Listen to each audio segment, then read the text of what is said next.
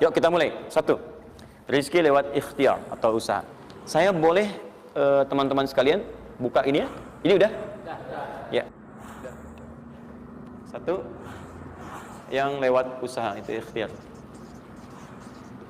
Ya, buka Quran surah 39, Quran surah 53 ayat 39.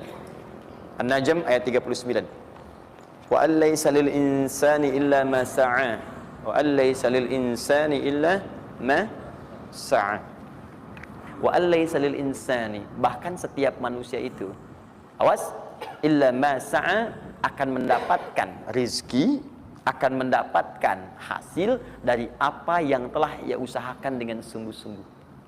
Jadi kalau Anda ingin mendapatkan apapun, mau dapat pahala, dapat rizki, dapat ini, dapat itu, maka semua bergantung yang pertama pada tingkat kesungguhan usaha Anda. Usaha yang serius, yang sungguh-sungguh disebut dengan sa'a, yas'a, sa'yan.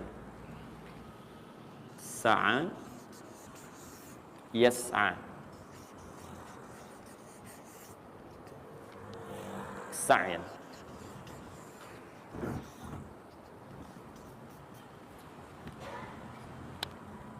Ini sa'a, yas'a, sa'yan tidak disebutkan dalam bahasa Arab kecuali menunjuk satu usaha yang sangat serius, sungguh-sungguh.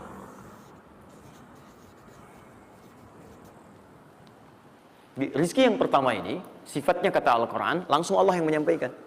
Kalau Anda mau mendapatkan rizki itu, baik yang sifatnya materi, uang, rumah, mobil, pakaian, makanan dan sebagainya, maka Anda mesti serius usaha. Usaha yang serius. Saya belum bicara bagaimana cara usahanya, tapi Quran ingin membangun komitmen dulu. Anda mau usaha enggak? Anda usaha, saya kasih kata Allah. Tapi kalau Anda nggak usaha, nggak akan turun rezeki. Ya, nggak ada rezeki turun dengan cuman diam aja, nggak ada. Anda mesti usaha. Saat saya berada di Mesir, ada dua mahasiswa itu saling, mereka paham Quran. Mereka diskusi ingin membuktikan kebenaran Quran. Yang satu cara berpikirnya benar, yang satu keliru. Yang satu berkata, Allah kan sudah jamin rezeki kita akan diberikan, ya kan? Sampai kita wafat sempurna rezeki. Jadi nggak nyari pun pasti dikasih. Cara berpikirnya seperti itu. Ini yang dipakai oleh orang liberal sekarang. Nah, maksudnya logika semacam ini. Yang satu lagi berkata, memang Allah kasih, cuman kita mesti usaha. Dia sebutkan beberapa ayatnya. Yang satu bertahan dengan pendapatnya, dia ingin buktikan, saya masuk nanti ke masjid. Kalau di Timur Tengah itu suka ada zawiyah, tempat-tempat khusus untuk ibadah. Dia masuk ke dalamnya, sembunyi di belakang meja. Nah, di masjid itu suka ada muhsinin, para donatur, yang itikaf kasih makan, kasih makan. Hari pertama semua dikasih, dia tidak, karena ngumpet. Karena perjanjiannya nggak boleh ada usaha apapun. Hari kedua, dia masih ngumpet, nggak dikasih. Semua dikasih yang ada. Hari ketiga, sudah lapar sekali, sudah nggak tahan. Begitu udah dikasihkan, yang muhsinnya tanya, hal min akhar, ada lagi yang lain nggak? DKM-nya jawab, karena nggak tahu, kan ngumpet. Nggak ada yang lain. Baik, kalau gitu saya kasih ke tempat lain. Karena beranjak mendengar suara itu, dia langsung kasih kode dengan berdaham. Kaget kan DKM. Begitu dibuka, ada orang ngumpet di belakang meja, sudah kelaparan. Akhirnya dia ada orang satu lagi di sini, langsung dikasih bagiannya sampai dengan 3 bungkus. Begitu dikasihkan itu, teman yang kedua tadi yang mengatakan mesti ada usaha, langsung mengejar pada teman yang bersembunyi. Dia katakan, kan saya bilang dari awal, rezeki itu mesti dicari, walaupun dengan sama.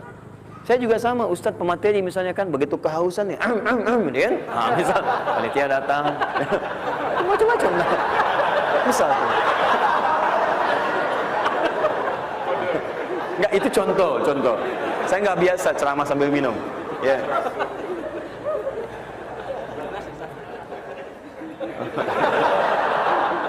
Jelas ya? Nah, jadi prinsip yang pertama, kita harus punya komitmen yang kuat dengan Allah. Kata Allah, kerja ya kerja. Kata Allah, usaha ya usaha, jangan diam. Di usaha itu sepanjang keluar yang disebut usaha dari dalam tubuh kita, kaki melangkah, tangan bergerak gitu kan, kemudian mulut berbicara, bersuara, atau telunjuk menunjuk aja, ada usaha, rezeki turun.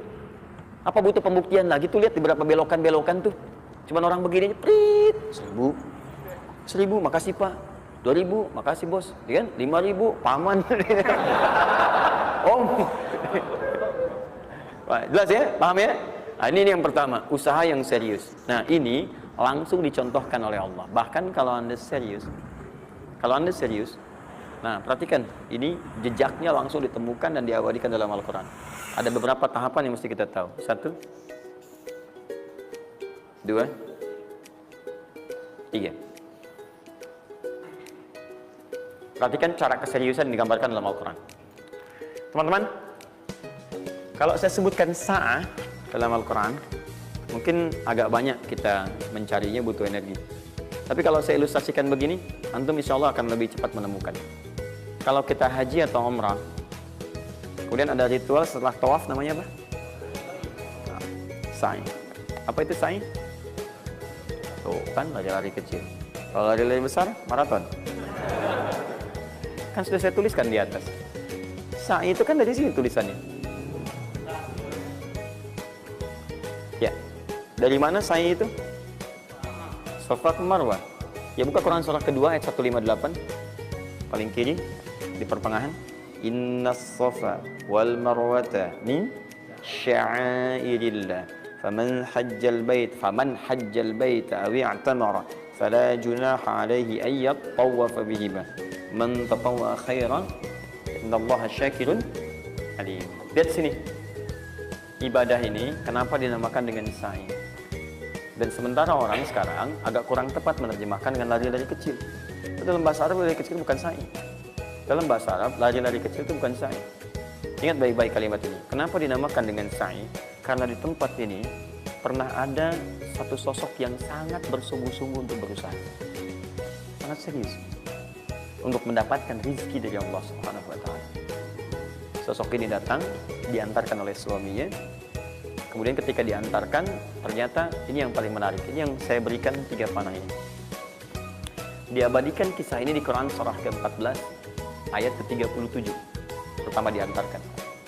Ya, begitu tiba suami istrinya dengan anak yang baru lahir, tiba-tiba langsung bermohon kepada Allah. Perhatikan, bukankah Allah pemilik rezeki? Masih ingat tadi teori di awal? Pusat rezeki ada di mana?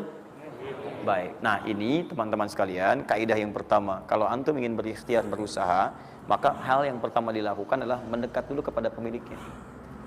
Mohon minta kemudahan, minta petunjuk, minta kenyamanan, minta keberkahan. Itulah sebabnya sebelum kita berangkat, kita sholat dulu. Sholat subuh, sholat fajar, menghadap, usahakan. Makanya Nabi setelah selesai sholat, selalu minta kepada Allah diberikan petunjuk mendapatkan rezeki. Ya, yang di Ibnu Majah nomor hadis 925 itu, Allahumma inni as'aluka ilman nafi'a wa rizqan thayyiba wa amalan mutaqabbala. Minta. Kalau dalam bahasa kita, ya Allah berikan saya hal yang bermanfaat, ilmu bermanfaat dan rezeki terbaik di hari ini. Minta. Minta. Nah, begitu sampai beliau bermohon pada Allah, Rabbana inni askantu min dzurriyyati biwadin ghairi dzi zar'in inda baitikal muharram. Perhatikan ya. Ya Allah, saya bermohon kepadamu, Engkau yang merawat kami, memerhatikan kami, memberikan rezeki kepada kami. Sifat rububiyah yang disebutkan namanya Rabb.